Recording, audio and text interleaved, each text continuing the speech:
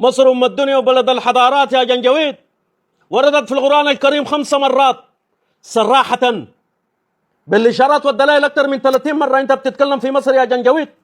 أوت السودانيين وبقتلون أم الدنيا بلد الحضارات.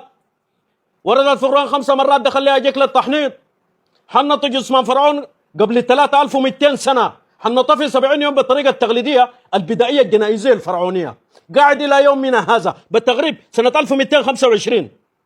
كل علماء الكرة الأرضية للآن مستغربين في تحنيط فرعون، وعلماء مصر حنطوا فرعون كيف؟ أنت بتتكلم في مصر يا جنجويد؟ دخل لكم أجيك للأهرام، أجيك لأهرامات الجيزة 3 أهرام، خوفو خفرع منقرع، اتبنت قبل 4000 سنة، بنوها في 100 سنة. الهرم الواحد في من 20 ل 30 ألف عام. بنوا الأهرام يا زول أقدم من سور الصين العظيم، أقدم من البارثيون اليوناني يا زول. اتبنت ما بين سنة 2490 و 2551 حسبها، شوف دي كم سنة، بتلقى 100 سنة أهرام اتبنت بمحاذاة النجوم والاتجاهات الأربعة يا زول يا جنجويد.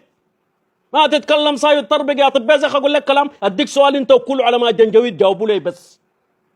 الحجار دي نقلوها من أسوان لحد الجيزة، كيف البنوا بها الأهرام دي؟ شعب مصر لكم التحية ولكم العتبة حتى ترضوا ده زول جنجويد، زول جاهل بطب ساي. أويت الشعب السوداني التحية له كل الشعب المصري، ولرئيس دولة مصر تحية من الشعب السوداني.